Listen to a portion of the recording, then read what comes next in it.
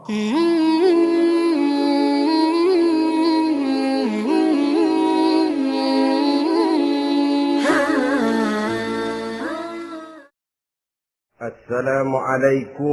warahmatullahi wabarakatuh.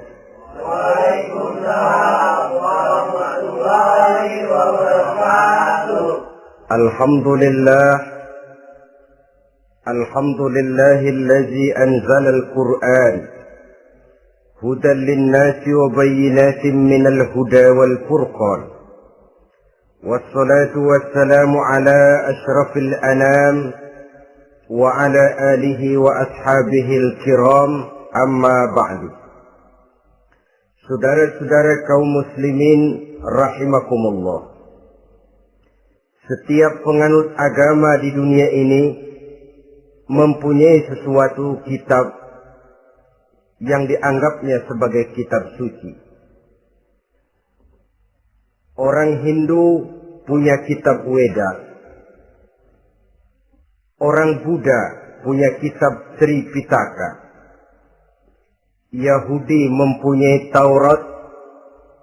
Nasrani mempunyai Injil. Penganut Konghucu punya kitab Tao Te Ching. Orang Majusi punya kitab Zen Avesta. Orang Kebatinan punya kitab Serat Centani, Hidayat Jati, Darmo Gandul, atau Gatoloco. Sementara kita umat Islam oleh Allah diberikan Al-Quranul Karim. Mengapa kita yakini Quran ini sebagai kitab suci? Pertama, ia bebas dari intervensi dan investasi manusiawi. Ia sepenuhnya, baik isi maupun redaksi, adalah produk dari Allah Subhanahu wa ta'ala. Kita yakini Quran kitab suci karena sampai hari ini belum ada seorang pun yang sanggup membuat seperti itu. Suatu kitab hanya dinamakan suci kalau dia bersih dari investasi dan intervensi manusia.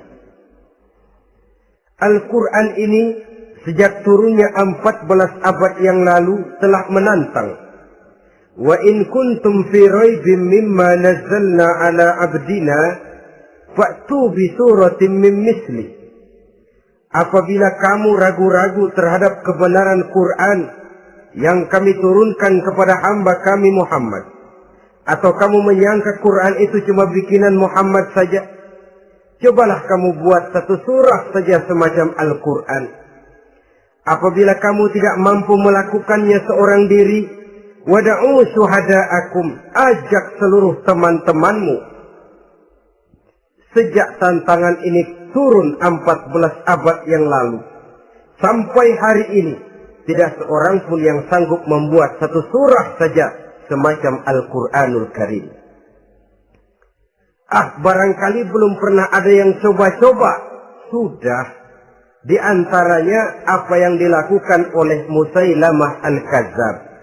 Dia mencoba membuat satu surah semacam Al-Quran yang kalimatnya sudah berbentuk bait-bait syair, tapi isinya jauh panggang daripada api. Yang kedua, kita yakini Quran sebagai kitab suci karena isi dan ajarannya sesuai dengan fitrah manusia. Suatu kitab dinamakan suci kalau ajarannya sejalan dengan fitrah manusia. Misalnya, manusia secara fitrah, kalau dia laki-laki, normal nafsu kepada perempuan, itu fitrah. Perempuan suka kepada laki-laki, itu fitrah. Kalau ada kitab suci, tapi melarang manusia untuk kawin, kesuciannya perlu diselidiki. Quran kitab suci sejalan dengan fitrah manusia, maka ia menganjurkan manusia yang mampu untuk melangsungkan perkawinan. Contoh lain, secara fitrah manusia perlu makan. Kalau ada kitab suci yang melarang manusia puasa saja siang malam terus menerus, itu kan sama juga nyuruh orang mati. Quran sesuai dengan fitrah manusia. Maka dalam Islam puasa wisol, puasa ngableng apa itu istilahnya, puasa nyambung dari pagi sampai sore sampai malam sampai pagi lagi puasa terus, bukan saja tidak boleh, malah haram hukumnya. Kenapa? Itu bertentangan dengan fitrah manusia. Yang ketiga, kita yakini Quran sebagai kitab suci karena isinya tidak kontroversial. Isinya tidak saling bertentangan satu sama lain. Di ayat manapun Quran mengajarkan Allah itu esa. Satu kali dia berkata haram, dia akan tetap berkata haram. Isinya tidak kontroversial. Sebab kalau ada kitab suci, di satu pihak mengajarkan Tuhan Esa, di lain ayat mengajarkan Tuhan 3, di lain ayat lagi mengajarkan Tuhan 4, kitab kacau namanya. Bagaimana suatu kitab bernama suci kalau isinya kontroversial satu dengan lainnya? Dari 3 kriteria inilah kita yakini Quran sebagai kitab suci. Masalah yang akan kita bicarakan pada pertemuan kita kali ini, bagaimana sikap kita terhadap Al-Quranul Karim sebagai kitab suci. Berangkat dari sebuah hadis di mana Rasulullah Sallallahu Alaihi Wasallam pernah memberikan tawaran. Beliau bersabda, "Man ja'ala al-Qur'ana amamahu qadahu ilal jannah, wa man ja'ala al-Qur'ana khalfahu saqahu ilan nar." Siapa yang menjadikan Quran sebagai imam, maka Quran akan membimbing dia ke dalam surga. Tetapi siapa yang menjadikan Quran sebagai makmum, maka Quran akan mendorong dia ke dalam neraka. Pilihan terserah kita. Siapa yang menjadikan Quran sebagai imam, ditempatkannya Al-Quran di depan, dia ikuti petunjuk dan ajaran Al-Quran, maka Quran akan membimbing dia ke surga. Surga dunia, lebih-lebih lagi surga akhirat. Tetapi sebaliknya, siapa yang menempatkan Quran di belakangnya, dia belakangi Al-Quran, dia belakangi perintah dan ajaran-ajaran Al-Quran, dia perturutkan hawa nafsunya dalam kehidupan ini, maka Quran akan mendorong dia ke dalam neraka. Ya, neraka dunia, lebih-lebih lagi neraka akhirat. Pilihan terserah kita. Saya mau tanya, kira-kira Quran dalam hidup kita jadi imam apa jadi makmum? Imam apa makmum? Kalau Quran jadi imam, artinya kita umat Islam jadi makmum. Resiko dan logika tentu. Makmum harus ngikuti imam. Imam takbir, makmum takbir. Imam ruku, makmum ruku.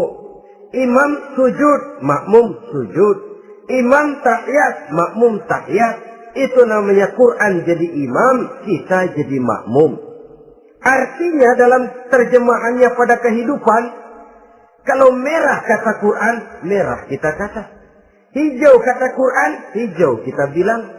Ke barat kata Quran, ke barat kita pergi. Ke timur kata Quran, ke timur kita berangkat.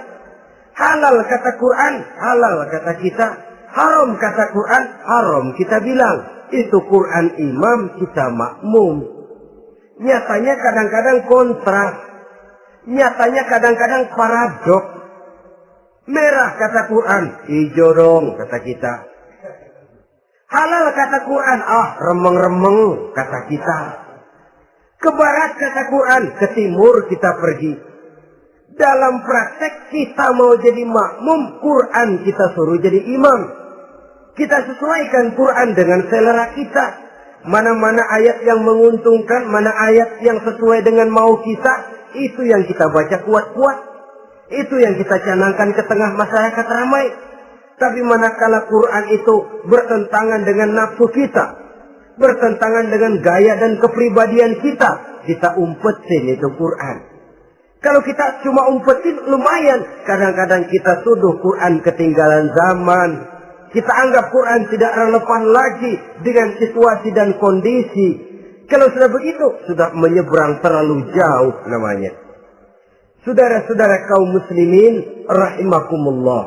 Inilah makna hadis Nabi yang diriwayatkan dari Imam Ali bin Abi Thalib, bersabda Rasul, "Man qara'al Qur'ana fastazharahu wa ahalla halalahu wa harrama haramahu adkhalahul jannah." Barang siapa yang membaca Al-Quran, lalu memperhatikannya, kemudian menghalalkan yang halal, dan mengharamkan yang haram, maka Allah akan memasukkan orang itu ke dalam surga. Ya surga dunia, ya surga akhirat. Apabila kita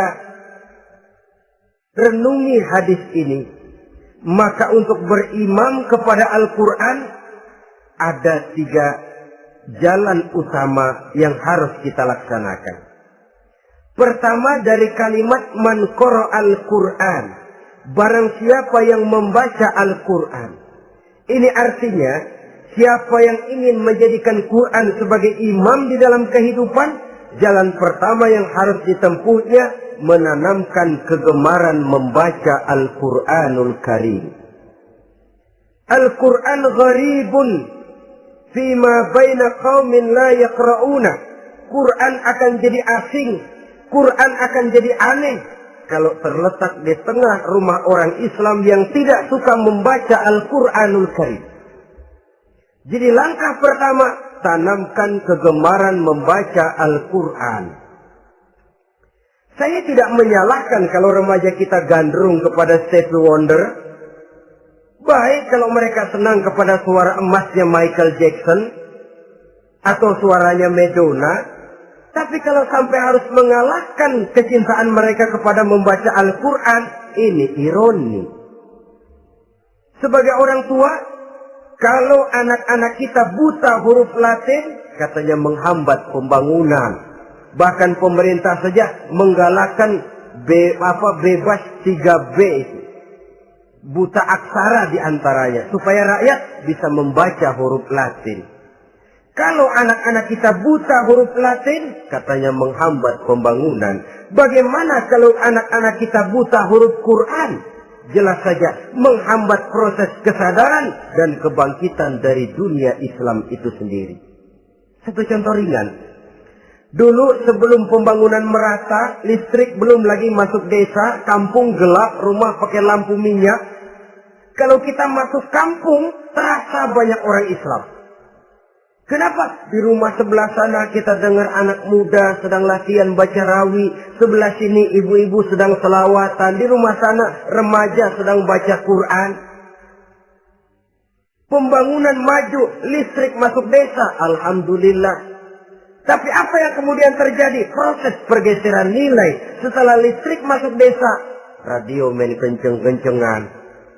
Televisi main gede-gedean. Baca Quran sudah barang aneh, langka. Tengoklah, sekarang kalau kita masuk kampung, ada yang remaja sedang baca Quran. Rasanya kok aneh, nggak umum. Sesuatu yang baik malah menjadi nilai-nilai keanehan. Saudara-saudara kaum muslimin, rahimakumullah. Tanamkan kegemaran membaca. Dalam satu hadis Nabi pesan, nawiru buyutakum bitilawatil Quran. Sinari rumah tanggamu dengan bacaan Quran. Sebab listrik ini cuma bisa menerangi gelap, tapi tidak akan sanggup menerangi hati manusia. Quran produk Allah dibaca dalam segala keadaan, tepat dan pantas. Lihat saja, orang sedih baca Quran, terhibur. Orang gembira baca Quran, tidak lupa diri. Di rumah mewah ada yang baca Quran, bagus. Di gubuk reot di pinggir kali ada yang baca Quran, cocok. Orang kawin dibacakan Quran, bagus. Orang mati dibacakan Quran, tidak jelek. Dalam segala keadaan, in all season, bahasa kerennya, dia pantas dibaca. Saudara-saudara, bahkan orang sakit gigi pun kalau dengar baca Quran, tidak marah. Coba lihat. Dia senang benar lagu Michael Jackson, tapi giliran sakit gigi, coba setelin lagu Michael Jackson, kalau nggak mencah-mencah. Kamu gila apa nggak tahu saya lagi sakit gigi? Tapi coba bacakan Quran. Dia pasti tidak marah. Begitu besar daya pengaruhnya. Bahkan Abu Jahal sama Abu Lahab pernah rapat. Kata Abu Jahal sama Abu Lahab, Mas Lahab, gini loh Mas. Kenapa? Ini saya pikir-pikir salah satu yang menyebabkan kenapa saudara kita banyak ikut ajaran Muhammad. Mereka kalau sudah dengar bacaan Quran terpesona. Jadi kita blokir saja. Caranya gimana? Kasih pengumuman kepada Quraisy, jangan sekali-kali mau dengerin Muhammad baca Quran. Kamu juga jangan. Dan kamu, saya pun begitu. Mari kita janji, tidak mau dengar bacaan Quran. Salaman. Pulang ke rumah masing-masing. Dapat 1 hari tahan, 2 hari bertahan, 3 hari, seminggu ke atas. Abu Jahal mulai ada semacam rindu. Kangen pengen dengar ayat Quran. Karena secara pribadi dia mengakui keindahan gaya bahasanya jauh lebih tinggi dari kemampuan penyair Quraisy. Isi ajarannya sangat dalam dan menyentuh segi-segi kehidupan manusia. Nggak tahan Abu Jahal kayak dikin-dikin hatinya. Keluar rumah mindik-mindik, umpet-ngumpet. Ngempet di rumah Nabi. Pengen dengar Nabi baca Quran. Rupanya Abu Lahab sama. Pikir Abu Lahab nggak bakalan keluar. Abu Lahab berpikir, Jahal pasti di rumah. Dua-duanya bareng berangkat ke rumah Nabi. Cuma yang satu dari sebelah barat, yang satu dari sebelah timur. Ngempet, ketemu di sudut, sama-sama kaget. Jahal, loh kamu Lahab? Iya, kamu ngapain? Lah kamu ngapain? Akhirnya sama-sama malu. Sama-sama tidak bisa menahan diri. Akhirnya sama-sama ngakuin. Bagaimanapun kita harus akui bahwa Al-Quran ini mengandung daya pesona yang sangat luar biasa. Itu dari segi bacaan. Belum lagi dari segi ajaran. Belum lagi dari segi isi. Tanamkan kegemaran membaca Al-Quran. Sampai-sampai Nabi katakan, Innal ladzi laisa fi jawfihi syai'un minal Quran kal baitil kharib. Orang yang dari tenggorokannya belum pernah keluar ayat Quran barang sepotong pun, belum pernah ngaji barang seayat pun, itu orang kata Nabi kal baitil kharib, kayak rumah kosong. Rumah kan kalau kosong biar bagus, mewah, besar, perabotannya lengkap. Kalau kosong angker. Setan kuntilanak memedi, betah benar di situ. Saudara-saudara kaum muslimin rahimakumullah. Dalam satu percontohan Nabi mengatakan begini. Masalul mu'minil ladzi yaqra'ul Qur'an kamasalil utrujah. Rihuha thayyibun wa ta'muha thayyibun. Orang mukmin yang suka membaca Quran adalah ibarat buah utrujah. Baunya wangi, rasanya lezat. Kira-kira kalau di negeri kita buah apa utrujah ini? Semacam jeruk yang manis lah. Sudah baunya wangi, rasanya enak. Itu buah itu. Orang mukmin yang suka baca Quran kayak buah itu.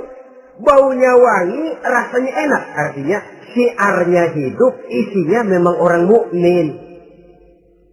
Sebaliknya, wa masalul mu'minil ladzi la yaqra'ul Qur'an kamatsali tamrah la riha laha wa ta'muha hulwun. Orang mukmin yang tidak suka baca Quran kayak korma. Rasanya emang manis, cuman kagak ada baunya. Artinya apa? Siarnya kurang. Kalau orang belum tapi kenal kan kagak mau makan korma. Kenapa? Nggak ada baunya. Daya tariknya kurang, walaupun rasanya enak. Kalau daya tariknya nggak ada, kan nggak ada iklannya, tidak ada siarnya. Itu orang mukmin yang tidak suka membaca Quran. Ibarat buah, nggak ada baunya, walaupun rasanya enak. Orang kurang tergerak, kurang siar, kurang daya tarik. Sebaliknya, wa masalul munafiq allazi yaqra'ul Qur'an kamasalir raihanah rihuha thayyibun wa ta'muha murrun. Orang munafik yang suka baca Quran seperti buah raihanah. Apa itu? Baunya wangi, rasanya pahit. Orang munafik baca Quran kayak buah itu. Baunya sih enak, cuman rasanya pahit. Yang munafik baca Quran. Syiarnya sih lumayan, daya tariknya hebat, isinya munafik. Nah, paling jelek orang munafik yang gak suka baca Quran. Wa masalul munafiqil ladzi la yaqra'ul Qur'an kamasalil hanzalah laisa laha rihun wa ta'muha murrun. Orang munafik yang tidak suka baca Quran seperti buah hanzalah, sudah enggak ada baunya, rasanya pahit lagi. Kalau buah pacek kali. Udah baunya kagak ada, kalau dimakan bikin orang celeng. Saudara-saudara kaum muslimin rahimakumullah, tanamkan kegemaran membaca Al-Quran. Karena membaca Al-Quran merupakan ibadah yang besar. Bahkan kata Nabi, afdalu ibadati abdi qiraatul Quran. Nilai ibadah yang paling baik dari hambaku adalah ibadah membaca Al-Quran. Dalam sholat pahalanya lebih besar di luar sholat daripada di luar sholat. Dengan wudu pahalanya lebih besar daripada tanpa wudu. Mengerti pahalanya lebih besar daripada tidak mengerti. Tapi tidak mengerti pun jangankan membaca, mendengar saja orang baca Quran dengan baik sudah didoakan untuk mendapat rahmat. Berpahala mendengar bacaan Al-Quran walaupun tidak mengerti. Apalagi membaca sendiri, apalagi mengerti apa yang kita baca, tentu pahala itu akan jauh lebih besar. Ini yang pertama, tanamkan kegemaran membaca Al-Quranul Karim. Yang kedua, dalam hadis tadi, fastazharuhu, man qara'al Qur'ana fastazharuhu. Siapa yang membaca Al-Quran kemudian memperhatikannya. Jadi kalau kita mau berimam kepada Al-Quran, setelah menanamkan kegemaran membaca, yang kedua, perhatikan. Pahami isinya. Jangan seperti monyet pakai mahkota, ketawa girang, cengengesan, tapi dia tidak tahu arti kebesaran mahkota yang disandangnya itu. Bangga dengan Al-Quran, tapi apa kandungannya kita tidak mengerti. Untuk memahami Al-Quran ini, caranya bagaimana? Tentu mudah saja.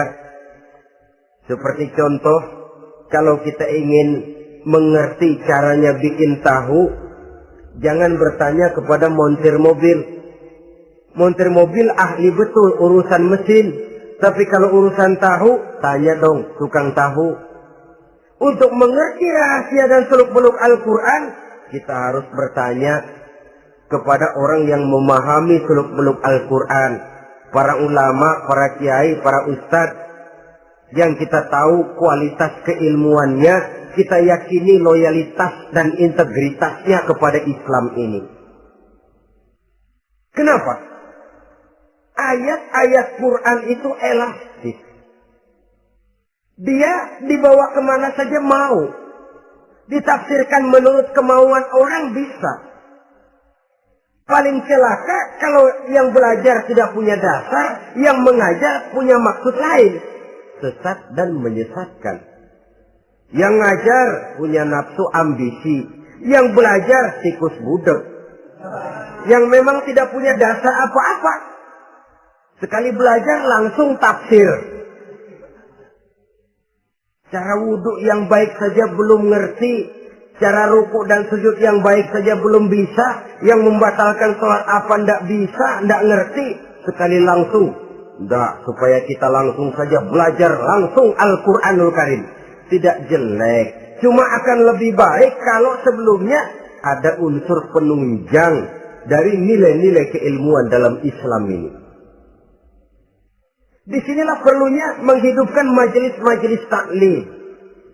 Sebab kalau Al-Quran hanya dipahami dan dikutak-kutik menurut maunya rasio saja, kekuatan rasio terbatas. Saya akan khawatir nantinya akan timbul pendapat-pendapat di mana Al-Quran disesuaikan dengan otak. Bukan otak ikuti Quran, tapi Quran disuruh ngikuti otak. Contoh yang dekat saja.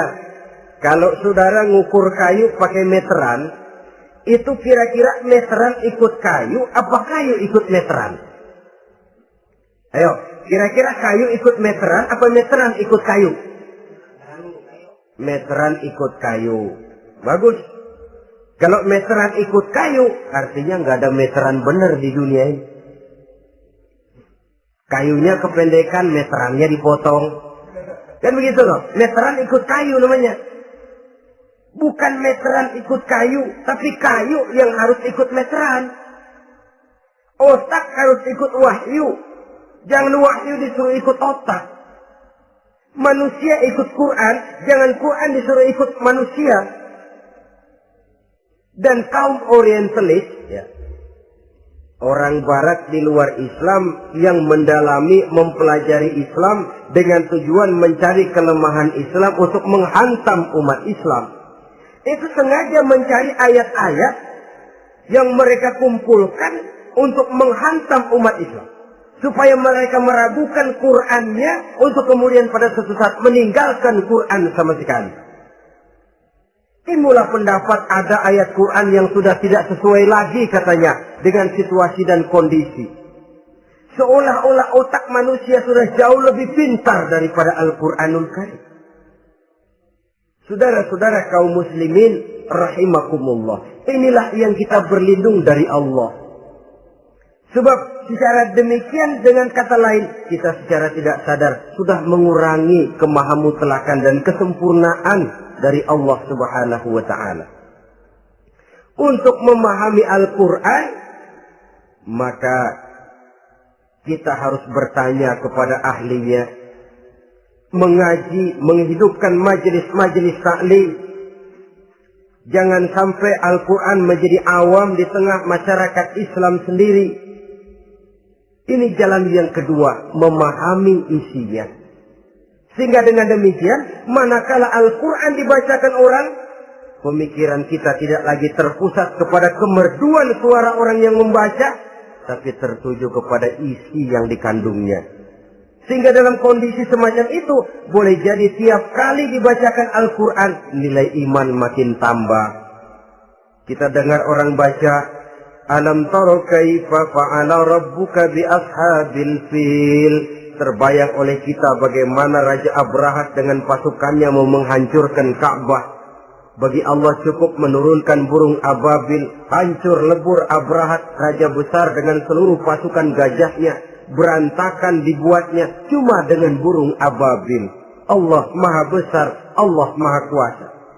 Tambah iman. Kalau tidak, ya seperti yang banyak terjadi. Quran menceritakan azab, kita malah kesenangan. Walakum azabun alim. Kamu akan mendapat azab yang pedih. Kita teriak di pojokan, toyib, toyib. Allah, alhamdulillah. Digambarkan azab malah baik-baik. Bahwa kita suka, kita gemar kepada bacaan Quran dengan suara yang merdu, alhamdulillah. Akan lebih baik lagi kalau kita mengerti apa yang dibacanya. Sebab perintah membaca tersirat makna perintah untuk memahami. Perintah memahami tersirat makna untuk mengamalkan. Dengan kata lain, kita hanya bisa mengamalkan Quran dengan baik kalau kita mengerti isinya. Kita hanya bisa mengerti isinya kalau kita rajin membacanya. Baik membaca yang tersirat, baik membaca yang tersurat dengan petunjuk para alim ulama, para kiai, dan orang-orang yang ahli di bidang itu. Saudara-saudara kaum muslimin rahimakumullah, inilah jalan kedua. Upayakan memahami isinya. Hidupkan kajian-kajian agama, hidupkan majelis-majelis taklim. Jangan sampai Al-Quran asing di hati kita sendiri. Jangan sampai kita awam terhadap makna kandungan dan ajaran Al-Quran. Sementara kita yakini bahwa dialah yang akan bisa membimbing kita menuju kebahagiaan sejak dari dunia sampai ke akhirat nanti. Jalan ketiga untuk berimam kepada Al-Quran, setelah menanamkan kegemaran membaca, lalu berupaya memahami isinya, Yang ketiga adalah mengamalkannya dalam kehidupan sesuai dengan kemampuan yang kita miliki. Quran tidak akan membawa berkah kalau ajaran yang terkandung di dalamnya kita baca, tapi kemudian kita injak-injak dalam praktek kehidupan. Quran mengatakan riba haram, tapi praktek kita dalam hidup malah senang betul kepada riba. Quran mengajarkan jagalah kesatuan persatuan dan ukhuwah Islamiyah. Praktek yang kita lakukan malah centang perenang, malah saling bertolak belakang, malah kadang menjegal kawan seiring, menggunting dalam lipatan, ramai kita dengan kita. Lalu kelemahan pun menjadi kenyataan di mana-mana. Quran sekali lagi tidak akan membawa berkah kalau yang kita baca kita injak-injak. Tentang pengamalan Al-Quran ini, Allah Subhanahu wa ta'ala mengklasifikasi manusia dalam firman-Nya, "Tsumma awrasna al-kitaba allazina istafaina min ibadina." Kemudian kami wariskan Al-Quran ini kepada hamba-hamba kami yang kami pilih. Ya Allah, coba saja kita lihat ayat ini. Quran kitab pilihan, diberikan kepada umat pilihan, yaitu kita-kita ini.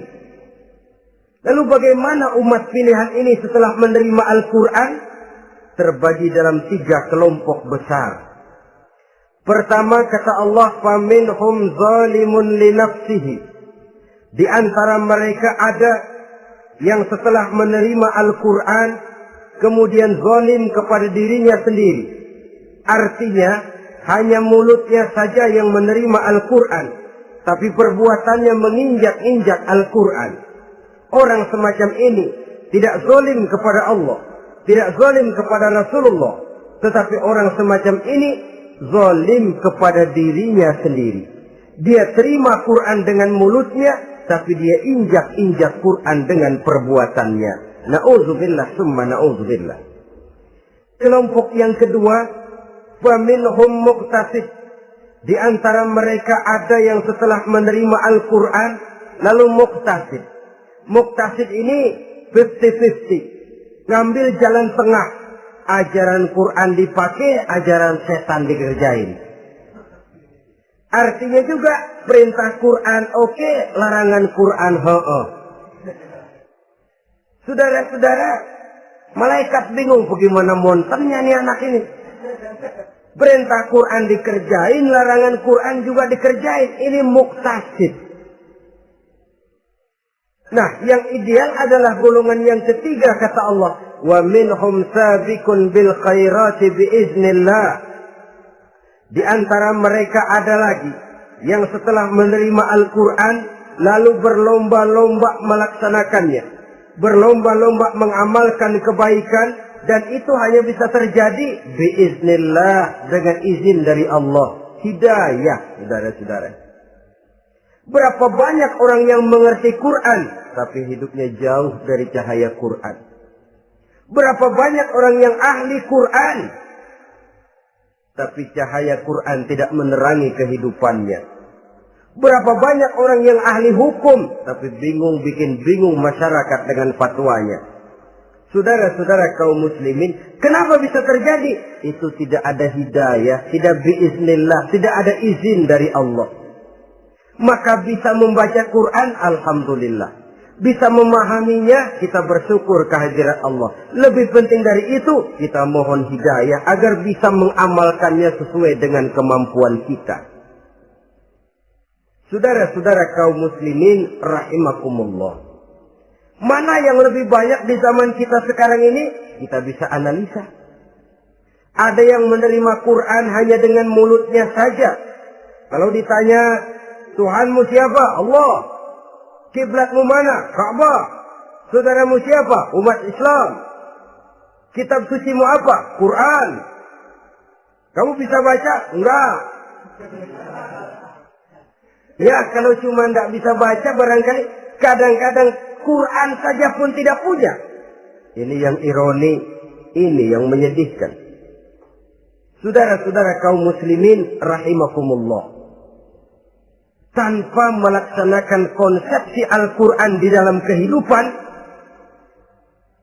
maka kesenangan kita membacanya, pengertian kita tentang Al-Quran, barangkali tidak akan bisa berbuat terlalu banyak di dalam kehidupan. Maka sekarang ini sudah ada terjemahan Quran dalam bahasa Indonesia, dalam bahasa daerah, dalam bahasa Inggris, Belanda, bahkan Jerman, yang masih harus terus dan selalu ditingkatkan terjemahan Quran di dalam kehidupan. Dengan kata lain, kita umat Islam menunggal dengan Quran kita. Jangan cuma jadi kebanggaan Islam tinggi, tidak ada yang lebih tinggi dari Islam. Quran kitab suci, tidak ada yang bisa menandinginya. Qurannya, tapi umatnya, kadang-kadang kita ini jauh panggang daripada api. Kita bersyukur musabaqah tilawatil Quran dihidupkan dengan biaya bermiliar rupiah, sejak dari tingkat kelurahan, kecamatan, wali kota, provinsi, sampai kepada tingkat nasional, untuk menanamkan kegemaran membaca Quran. Setelah itu, hendaknya diadakan peningkatan dengan upaya memahaminya, sehingga pada suatu saat boleh kita adakan musabaqah pengamalan Quran.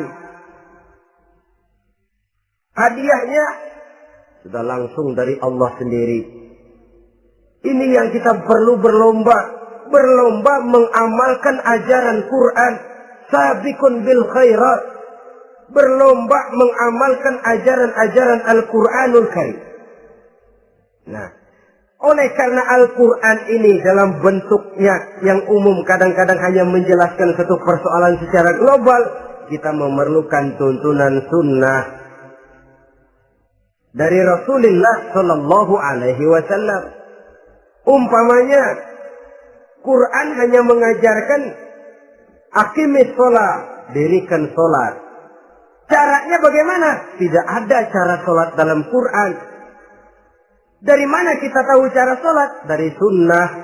Itu sebabnya selain Al-Quran sebagai sumber utama, kita memerlukan sunnah.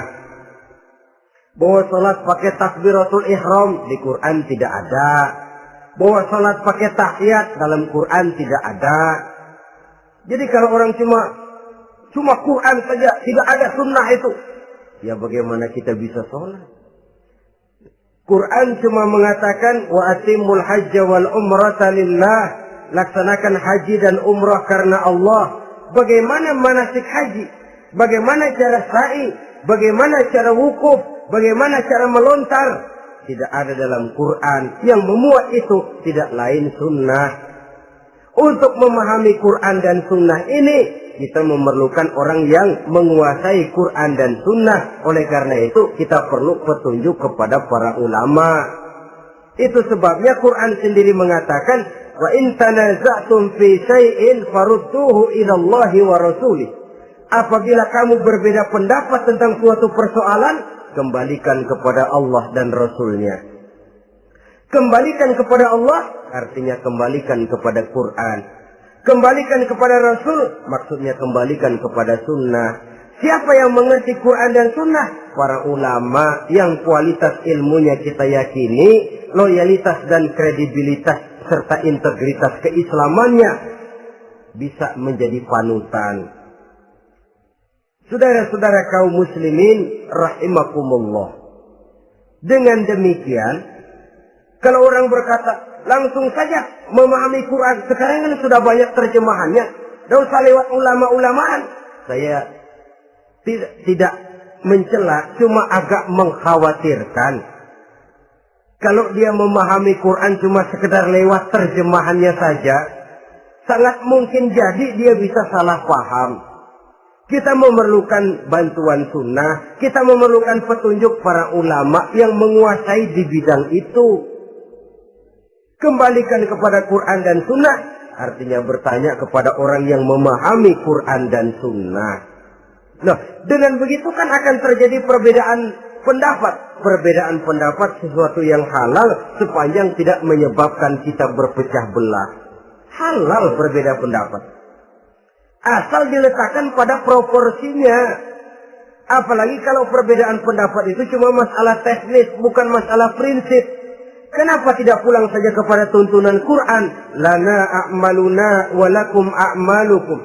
Kami akan mengamalkan amalan yang kami yakini benarnya. Saudara persilahkan mengamalkan amalan yang saudara yakini benarnya. Sama-sama punya alasan, sama-sama punya dalil. Tidak usah saling menyalahkan. Tidak usah saling mengklaim, merasa yang paling benar, orang lain salah semua. Kemukakan argumen, jangan sentimen. Harus dengan semangat mencari kebenaran, bukan untuk mencapai kemenangan. Kalau sentimen lebih penting dari argumen, kalau kemenangan lebih diutamakan dari mencari kebenaran, yang berlaku kadang-kadang gengsi. Kalau sudah gengsi, yang bicara emosi. Kalau sudah emosi, istilah kita di kampung, ngambek. Gedean ilmunya sama amboknya. Kadang-kadang, saya kalau nggak jadi imam nggak mau sembahyang di situ. Kalau nggak jadi imam, orang lain dianggapnya kagak sah sembahyangnya. Pokoknya kalau nggak ngaji sama saya, Islamnya kurang bener. Mengklaim. Perbedaan pendapat wajar, halal, asal tidak menyebabkan kita berpecah belah. Dan sewajarnya kita lebih berusaha mencari titik pertemuan, memperbesar persamaan, dan bukan mengutak-utik perbedaan. Kadang-kadang inilah penyakit kita nih. Satu kunut, satu tidak sembahyang subuhnya, bisa RT. Satu usoli, satu tidak, bisa RW. Satu azan sekali Jumatan, satu dua kali, bikin masjid lagi. Kenapa bukan persamaannya yang dicari? Kenapa justru perbedaannya yang diperbesar? Yang masalah macam ini sampai kiamat tidak pernah selesai. Kan lebih baik kalau kita ditanya orang, Pak, sholat subuh itu pakai kunut apa tidak sih? Kalau saya pakai. Kalau yang tidak pakai kunut bagaimana Pak? Betul, kata yang tidak pakai. Jadi yang pakai kunut betul? Betul, karena saya pakai kunut. Yang tidak juga betul? Betul, kata yang tidak pakai.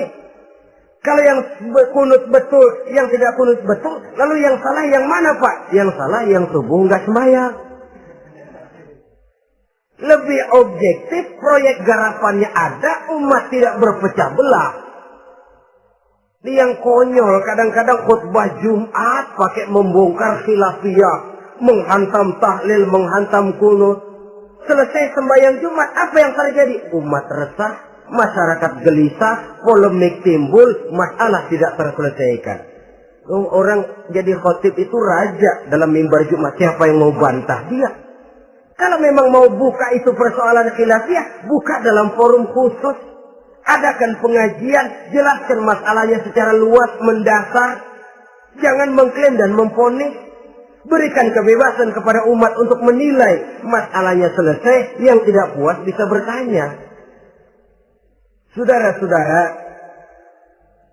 sudah lewat masanya kita meributkan soal itu. Sudah datang waktunya di mana kita lebih mementingkan dan membicarakan masalah-masalah yang lebih mendesak dihadapi oleh umat. Kemiskinan misalnya, kebodohan misalnya, keterbelakangan umpamanya, peluang untuk mendapatkan pendidikan yang layak bagi anak-anak kita yang berotak cerdas tapi tidak punya kemampuan ekonomi umpamanya. Itu akan lebih objektif ketimbang kita membicarakan masalah-masalah yang sampai kiamat tidak akan pernah selesai. Yang hanya akan menyebabkan kita menjadi lemah, persatuan koyak, solidaritas sosial lalu menurun, saling curiga menjadi tumbuh karenanya, dan pada akhirnya kita tidak akan pernah bisa berbuat banyak. Untung kalau tidak menjadi tertawaan bagi orang yang berdiri di luar pagar. Saudara-saudara kaum muslimin rahimakumullah. Sekali lagi, Al-Quran tidak akan membawa berkah kalau yang kita baca, kita injak-injak. Oleh karenanya, untuk berimam kepada Quran ini, sekali lagi pertama, tanamkan kegemaran membaca. Yang kedua, upayakan memahami isinya melalui bimbingan orang yang ahli bidang itu. Yang ketiga, amalkan sesuai dengan kemampuan. Sebab itu ada prinsip, kalau isi suatu hadis nampaknya bertentangan dengan otak, kesohihan hadis itu boleh diperiksa. Tapi kalau ayat Quran nampaknya bertentangan dengan otaknya yang harus diperiksa. Jangan Qurannya lalu disesuaikan dengan otak. Sebab kalau kita sudah berani berteori, ada ayat Quran yang tidak sesuai dengan keadaan. Ayat yang mana? Yang ini. Tahun depan tambah lagi. Tahun depan tambah lagi. Makin lama makin habis Al-Quran itu. Yang perlu diperbarui cara kita memahami Quran. Bukan dengan mengemukakan teori ayat Quran kehilangan relevansi. Cara kita memahami barangkali yang kurang relevan. Dalam konteksnya dengan situasi dan kondisi. Jangan lupa, Al-Quran ini kan untuk semua umur. Dia bisa dipahami secara filosofis, dia bisa dipahami dengan kacamata orang awam. Tingkat kemampuan berpikir orang tidak semuanya sama. Kalau semua orang kita mau ajak berfilsafat, merenung dalam-dalam, menerawang tinggi-tinggi, ialah buat mereka yang terjangkau oleh perguruan tinggi. Tapi buat saudara-saudara kita, pedagang-pedagang kecil, petani di desa-desa terpencil, remaja-remaja yang jauh dari sentuhan teknologi canggih, sanggupkah mereka berpikir filosofis? Sementara mereka merupakan bagian terbesar dari kondisi umat ini. Saudara-saudara kaum muslimin, oleh karenanya ditentang membaca, memahami dan mengamalkan, Rasulullah Shallallahu Alaihi Wasallam pernah memberikan sugesti. Beliau bersabda, "In aradtum aisas su'ada," apabila kamu menginginkan kehidupan yang bahagia, hidup seperti hidupnya orang-orang yang bahagia. Dan tentu ini keinginan kita semua.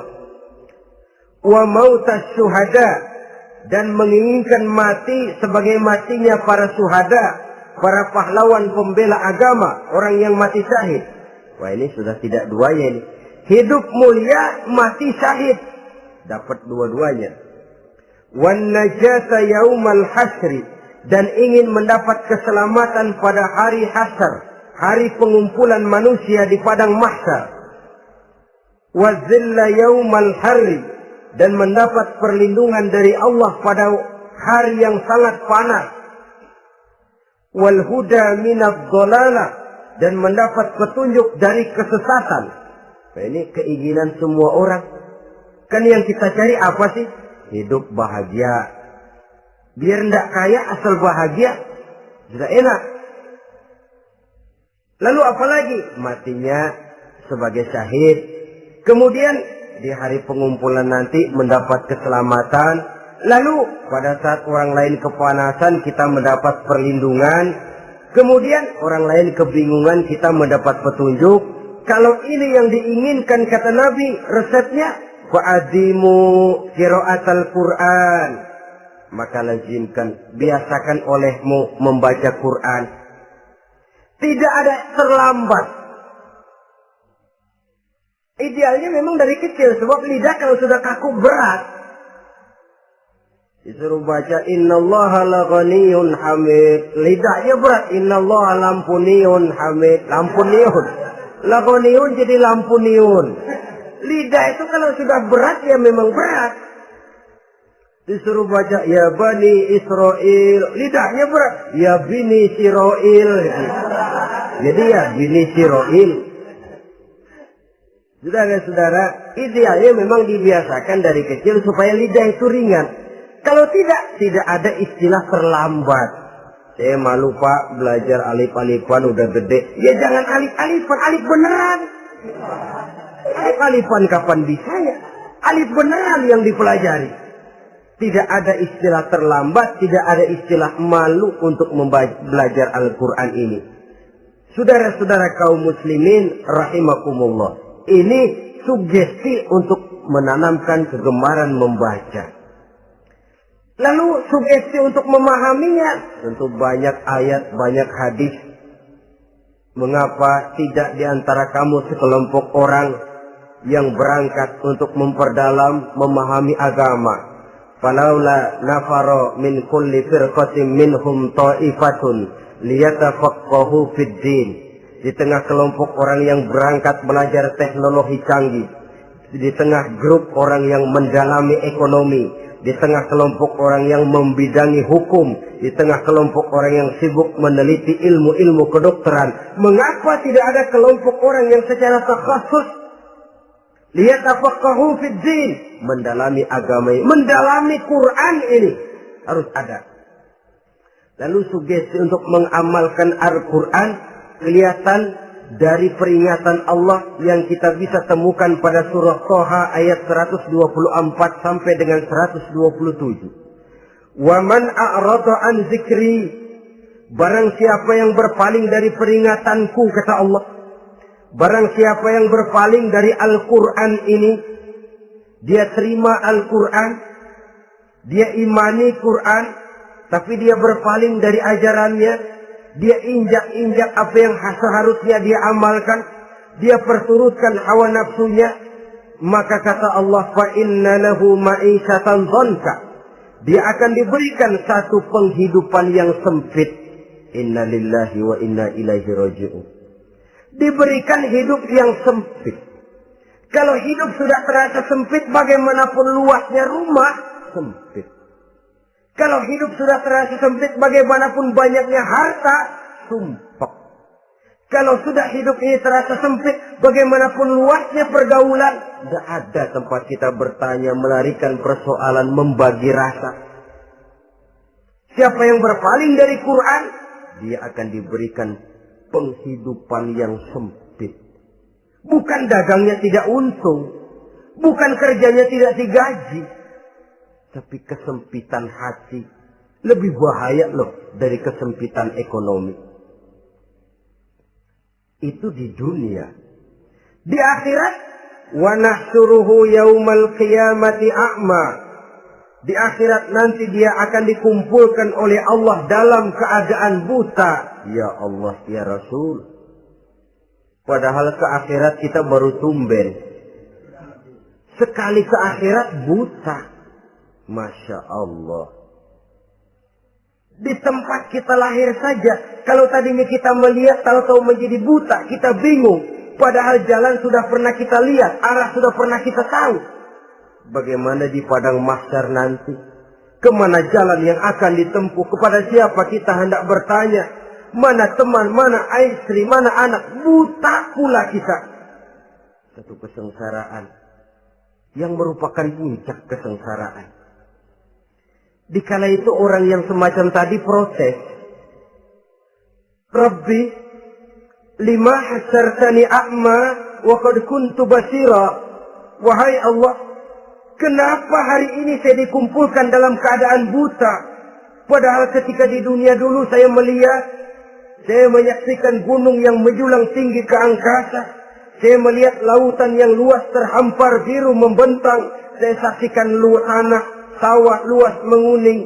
Saya saksikan keindahan alam. Di dunia saya melihat Allah. Kenapa sekarang saya dikumpulkan dalam keadaan begini? Protes dia, tidak terima dia. Allah jawab, kadzalika atatka ayatuna fanasisaha. Kata Allah, begitulah memang. Dahulunya waktu di dunia telah datang ayat-ayat kami kepadamu. Telah turun Al-Quran. Telah datang agama. Fanasisaha. Tapi kamu lupakan dia. Kamu lupakan Quran. Kamu lupakan Islam. Datang ayat, turun Quran, turun agama. Kamu belaga filon. Kamu belaga enggak tahu. Wa kadzalikal yauma tunsa. Maka hari ini pun begitulah kamu dilupakan. Sebagaimana dulu waktu di dunia, kamu telah melupakan ayat-ayatku, melupakan kitabku, melupakan ajaran-ajaranku. Hari ini kamu pun dilupakan. Seolah-olah Tuhan cuma nggak bilang, mereka protes, Tuhan, kenapa saya buta padahal di dunia saya ngeliat? Kata Tuhan, kalau bahasa kita, lu rasain. Lu sih, kenapa dulu di dunia? Pura-pura nggak lihat. Kenapa waktu di dunia? Pura-pura nggak tahu. Kenapa waktu di dunia kamu lupakan Quran, maka hari ini pun engkau kami lupakan. Wa kadzalikal yauma tunsa. Wa kadzalika najzi man asrafa wa lam yu'min bi ayati rabbih wal azabul akhirati asad wa abqa. Demikianlah kami membalas orang yang berlebih-lebihan, orang yang melampaui batas dan tidak mau beriman kepada ayat-ayat Tuhannya, dan sungguh siksa akhirat itu lebih dahsyat dan lebih kekal. Siksa dunia mungkin kelaparan, kekurangan ekonomi, kekurangan pakaian, tapi berapa hari paling lama seumur manusia? 70 tahun umur kita, ya paling lama begitulah. Tapi siksa akhirat, kesengsaraan akhirat, kesengsaraan neraka, asyaddu wa abqa, lebih dahsyat dan lebih kekal. Di zaman sekarang orang bukan cuma berbuat potong kompas, berpikir pun potong kompas, berpikir pun ngambil jalan pintas. Dia lebih memilih kesenangan yang sedikit dengan mengorbankan kesenangan yang abadi. Dia mengejar surga yang sebentar dengan menghancurkan surga yang kekal. Dicarinya surga dunia, hidup cukup, rumah bagus, makan bagus, pakaian bagus, istri bagus, dengan menghalalkan segala macam cara, berpaling daripada kehidupan agama, lalu menginjak-injak Al-Quranul Karim. Kita berlindung kepada Allah, jangan sampai dimasukkan dalam kelompok yang di akhirat nanti dibangkitkan dalam keadaan buta. Na'udzubillah summa na'udzubillah. Di sini kita terkesan dengan apa yang dikatakan Sayyid Muhammad Abduh, al-Islam mahjubun bil muslimin. Kebesaran Islam kadang-kadang tertutup oleh tingkah laku umat Islam sendiri. Keluhuran dan kesempurnaan Al-Quran tertutup oleh kebodohan umat Islam. Sedangkan untuk mengungkapkan rahasia Al-Quran ini diperlukan keahlian yang kompleks.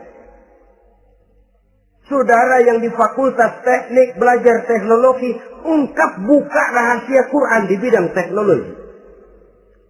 Saudara yang di bidang kedokteran, ungkap buka rahasia Al-Quran di bidang kedokteran. Saudara yang ahli geologi, pelajari struktur kulit bumi dengan mengungkap rahasia Al-Quran.